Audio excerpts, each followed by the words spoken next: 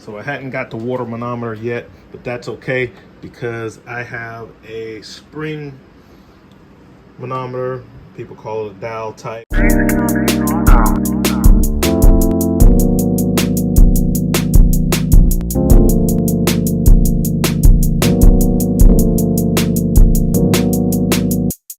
And right out of the box, these are dead nuts accurate.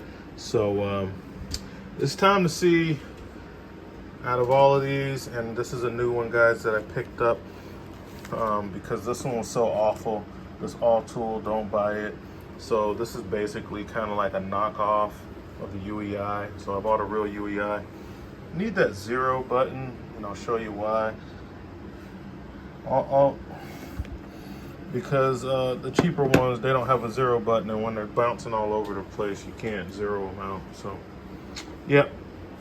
So I got a lot of windows open because I have verified that this regulator is good using the dial type. This is the lockup pressure after I've set my 11 inches of water column. It's sitting dead at 13, guys. There's nothing wrong with this regulator, so that's good.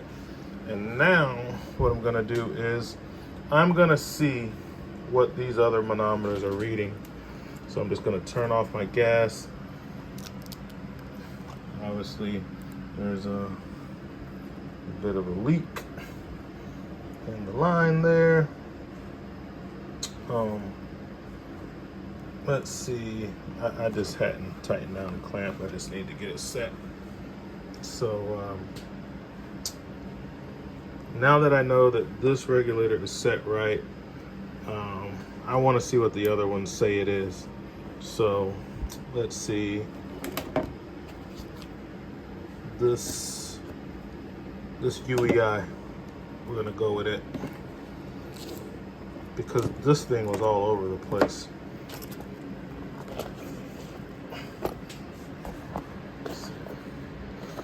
While I have this tube on here, I'm just gonna do the one that will work with this one, which is gonna be this UEI. This is the newer one. This manometer is about like $1.50. Get a hose connected.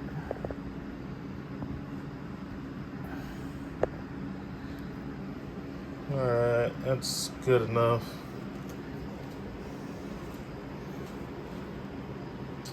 All right, let's see what it goes to. All right, it's reading 13.7. On the spring type, we had a solid 13. On the dial type, I mean, it's an analog gauge. This one's showing 13.7, 13.8. Okay, and it's relatively solid. The numbers aren't all over the place. Okay, let me wipe off the camera, guys. And that's what I want to see out of a digital manometer. I don't want the numbers to be bouncing all over the place. There's something wrong with it. All right.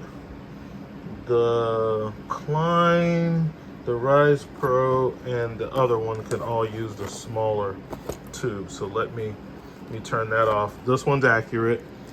I guess you get what you pay for on that. Let's see. Let's see if I can get this off here. All right, guys, we got the Klein hooked up. The UEI, 13.7. 13.8, you know, basically like 13.78. You saw it. Let's see what the Klein's gonna come in at. Let's turn it on. Okay, so far so good. Sitting at 0. I know something wrong with this meter.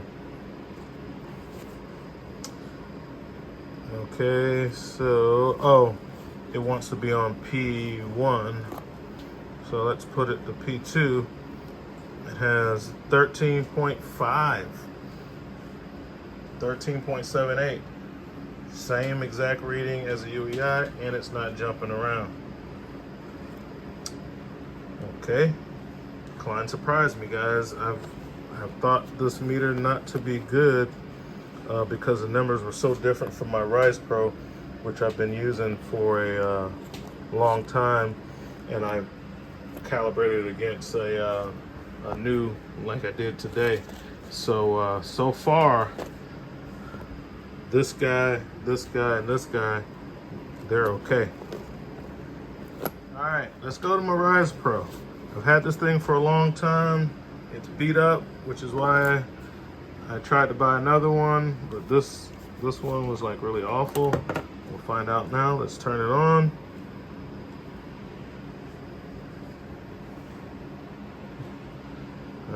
Starting off at 5. That wasn't a good sign. The rest of them, I hooked them up with the valve off. It started at 0. Yeah, and this one's reading high. I got to take this out of service. This is not accurate. I know it's not accurate because this is a brand new dial manometer, and they're dead nuts accurate when they're brand new. You got to get them recalibrated every 6 months, and they calibrate those with a water manometer, some people call a slack tube, which I have ordered one of those as well. So I can, there's a little spring adjustment screw in there. I can do it myself, but you're supposed to send it off. So this is off.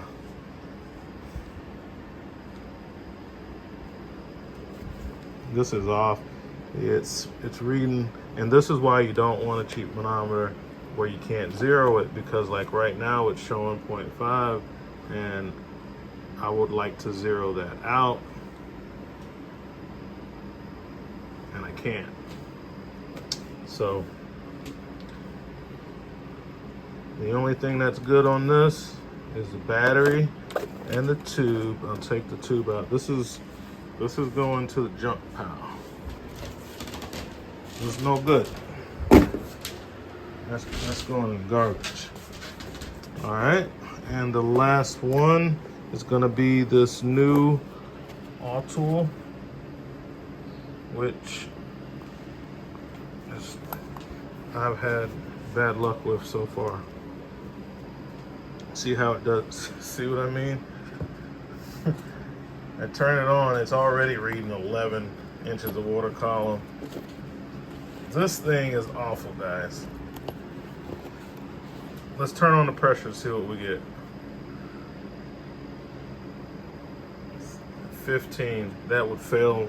You know, that'd give me a false negative. That would make my regulator fail. This thing is awful. I hadn't had it long. I need to find the box and send it back to Amazon. The thing is awful. I'll look for that off camera, but yeah, this thing is awful.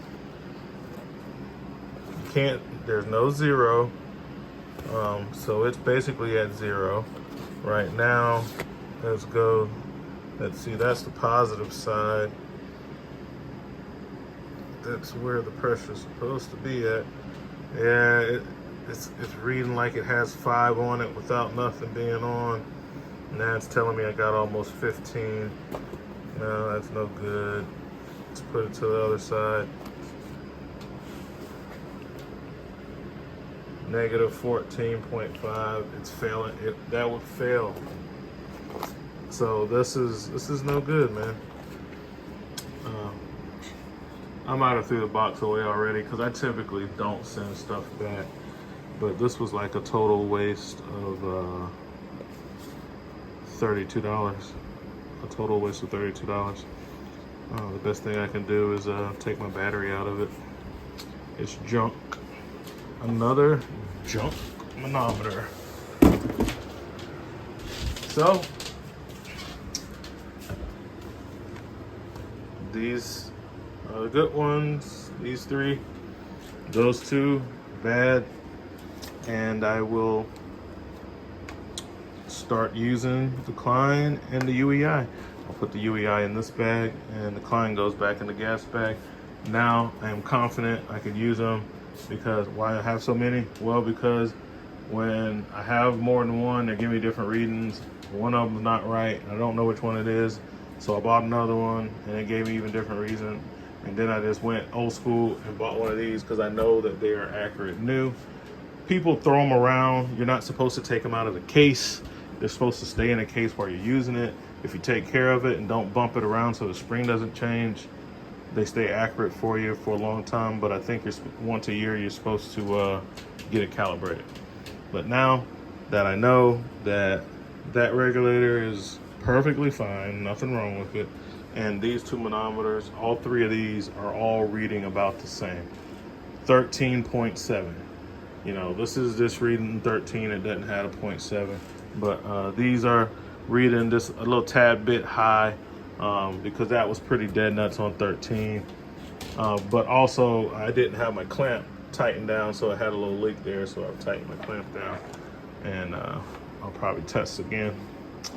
But yeah, guys, this is really good to know, especially for me. Here's my little adapter, so I can, because I use an 1/8 inch barb on my manometer, so when I use one that has a bigger plug like the UEI, I have to have a little adapter piece. So let me hook this back up and check it again. Yeah, it's still reading 13. So these may be a tad bit high on the digital side, and this can only show like 13. You can kind of guesstimate at the half when it's in between the lines, but you know, it's analog and it's giving you ballpark. So I'm happy with that. I can trust these meters now. It's an important tool. So now I can go back to rocking and rolling, and we're good. Now, while we got the tool out, let me turn this off. Got the windows on, fans open, fan on, windows open. So I bought something else I bought too, guys. And this video is only fun for, I guess, the technicians, because we have to do this stuff. All right, so different brass fittings, right? Got a 1/2 inch swivel, got a 1/2 inch cap, 1/2 inch union. Okay. Got a 3/8 cap, 3/8 union. All this stuff is flare. Okay. In this pouch, I was using a butter knife to adjust because I didn't have a really big flathead. In this pouch is where I keep my fittings to make up different connections based on what I'm running into in the field. So that's these naked fittings, that's what these are for.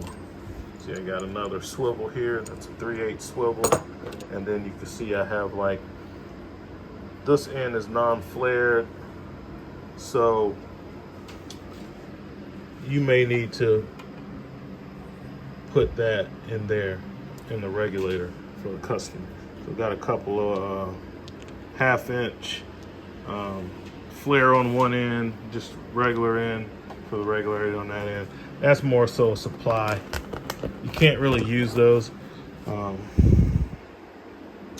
then I have a reducer, or it can go backwards. So like, I can use my 3/8 swivel on both sides of this, put this reducer here, and now I can go with that 1/2 inch union, and it's gonna make a more solid connection than using this direct like I have now going here, because it bottoms out. So these are like the little bits and pieces that you need so that you can work with your test device after you get one, so that it can do what you need it to do when you're in a tight spot. It helps to have all the right connections. And then plugs, mainly plugs and stuff in there. Plugs and barbs. Plugs and barbs. All right. So that's what we got, guys, on this part of the video. I'm gonna cut this and leave this separate. I got other stuff to do, but yeah, I'm just showing you this gas stuff. That's what we got right now, guys. RV Tech Pro out.